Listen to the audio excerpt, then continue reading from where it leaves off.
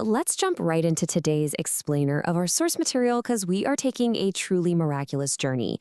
We're looking at one of the absolute hardest working, most dynamic organs in the entire human body. Seriously, we're going to explore this unique first-person autobiographical journey straight from our source material, basically stepping right into the shoes, or, well, the walls, of life's very first home. Get ready because the sheer engineering and biological wonder of the female reproductive system, it is totally going to blow your mind. So let's dive right into it. Think about this. What organ expands literally 500 times its original size just to host a guest? The answer, of course, is the uterus. Today, we're exploring this unbelievable biological journey from the perspective of the uterus itself, as it preps its environment, stretches out its walls, and orchestrates the creation of a brand new human life. Honestly, the sheer scale of what this organ pulls off is just breathtaking. Moving into part 1, the ultimate lifeline, connecting the host and the guest. The second that microscopic guest arrives, the host organ immediately steps up and establishes this incredibly complex connection. To keep the guest alive, it casts out a literal lifeline, the umbilical cord. Now, this cord is kind of wild because the length varies so much. It could be a short 5 inches, or it could stretch up to a massive 4 feet long. And inside that tube, it's a highly organized, nonstop transport system with 2 arteries and 1 single vein. They're working around the clock to manage the guest's survival, constantly delivering oxygen, minerals, carbs, and amino acids. Now, here is the absolute most crucial point. Throughout this entire 9-month process, the mother's blood and the baby's blood never, ever actually mix. They stay totally separated by this brilliant biological barrier. Why does that matter? Well, mom and baby can have completely different blood groups, right? If those 2 supplies mixed, it could trigger a massive, potentially fatal reaction for both of them. So the placenta steps in to ensure they stay perfectly isolated while still sharing all those vital nutrients. It really is a collaborative masterpiece. The vein delivers the essential oxygen and nutrients straight to the baby. Then, once the baby uses them, the arteries gather up the toxic waste and carry it right back to the placenta. From there, the mother's own organs, her liver, kidneys, lungs, digestive system, they step in and do all the heavy lifting to process and clear out that waste. She is quite literally breathing and filtering for 2. Section 2, preparing for the guest, a dramatic physical transformation.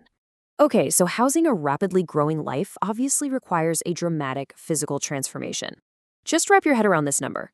By the end of just the first month, that tiny guest is 10,000 times larger than the original egg it started as. 10,000. To put that into perspective, it's like a single grain of sand suddenly growing into a literal boulder in just a few weeks. The host organ has to adapt incredibly fast, expanding its capacity by 500 times just to keep up with that explosive growth. To handle all this, the host shape completely transforms. We're talking about going from the size and shape of a tiny little pear to a massive watermelon. But it's not just stretching out like a balloon, it's heavily reinforcing its walls. The muscle fibers dramatically increase in size, in weight, and in thickness. And that is a super vital adaptation because as that guest grows, it's going to start rolling around and kicking. If the uterus didn't physically reinforce those muscle walls, it could literally rupture from the sheer force. Section 3. The struggle of birth, the ultimate marathon. After months and months of careful prep and explosive growth, the host has to face the grueling, physically demanding task of, well, eviction. And the prep for this marathon starts surprisingly early. By the 7th month, gravity truly takes the wheel. A staggering 96% of babies flip head down, simply because the head is the heaviest part of their body. To make a clear pathway for the guest, the uterus basically commandeers the mother's entire abdomen. It puts immense, constant pressure right on the bladder, which, causes those endless trips to the bathroom, and severely compresses the stomach and intestines. This temporarily wreaks havoc on her digestive system, but the organ is focused on clearing the path, no matter the discomfort. And that physical toll? It only ramps up. The outer corridor, the cervix, starts out just 1 finger thick. But during labor, it has to painfully, gradually expand to a full 5 inches wide, just so the baby's head can actually pass through. This happens through back-breaking contractions that hit every 2 to 3 minutes. The internal muscles bear down, essentially using the baby's head like a battering ram to slowly stretch open that narrow tunnel. The pure physics of this event are just absolutely fascinating. The uterus is an incredibly strong muscle, no doubt, but it maxes out at generating about 14 pounds of downward pressure. The catch? pushing a baby out requires 25 pounds of pressure, so the uterus physically cannot do it alone. The mother's abdominal muscles have to step up and supply the remaining 11 pounds of force. It is the ultimate, perfect team effort between the conscious mother and the autonomous organ. And then, finally, the miraculous departure. Seriously, just think about the sheer magnitude of what just happened. A microscopic, water-floating organism has been painstakingly transformed into a 7-pound, fully independent human being. It departs a 5-inch dark tunnel to enter a world that is roughly 13,000 kilometers wide. Talk about an awe-inspiring transition from the ultimate microcosm into the macrocosm. Moving right along to Section 4, post-pregnancy and beyond, the cleanup crew and eventual rest. So the guest has officially left the building, but the house is a mess. Now it's time for the cleanup crew. Right after birth, the uterus has some critical, straight-up life-saving housekeeping to do. First, it has to expel the placenta, since it's no longer needed. But here's the thing. When the placenta detaches, it leaves behind open, bleeding blood vessels right on the uterine wall. Without missing a beat, the uterus has to powerfully contract, basically squeezing itself tightly shut to clamp down on those open vessels. This lightning-fast response is literally the only thing preventing severe maternal blood loss, saving the mother's life in those critical moments right after birth. This whole recovery phase involves a pretty wild weight journey, too. Before pregnancy, the uterus weighs a tiny 2 ounces. By the time birth rolls around, it has bulked up to 2 solid pounds. But over the next month or two of constant internal exercise and shrinking contractions, it loses 16 times its expanded weight, dialing all the way back down to its original 2-ounce size. And it does this massive expansion and retraction for every single pregnancy.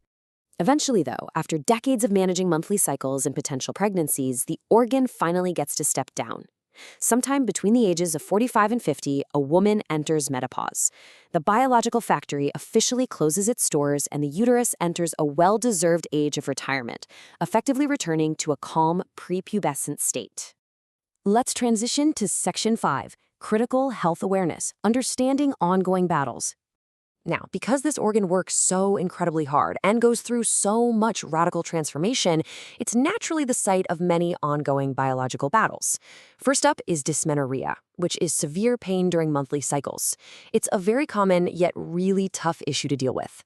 Then there are fibroids. A lot of women understandably panic when they hear the word tumor, but we want to reassure you based on the data in our source material, these white tumors have only a 1 in 200 chance of actually being cancerous. Lastly, there's irregular bleeding, which happens when the lining doesn't shed the way it normally should. Fortunately, this is highly treatable. Doctors often use a simple D&C, or dilation and curettage procedure, to just gently scrape away that excess tissue, and it usually resolves the issue pretty quickly. That said, we absolutely have to talk about cancer risks. The uterus and cervix make up the second most common cancer site in women, sitting right behind breast cancer. You really need to know the warning signs. Irregular and characteristic bleeding, especially after the age of 40, should never, ever be ignored. It is a major red flag. But here's the really good, reassuring news. If it's diagnosed and treated early, there's a 90% cure rate. Early action quite literally saves lives. And because of that incredible cure rate for early detection, we get to the absolute golden rule of reproductive preventative care. Annual Pap tests are completely essential, especially for women over 40. It is, hands down, the best tool we have to monitor the health of this hardworking organ and catch any potential abnormalities way before they become life-threatening. Proactive care is simply non-negotiable here. As we wrap up, I want to leave you with this really powerful sentiment straight from our source material today.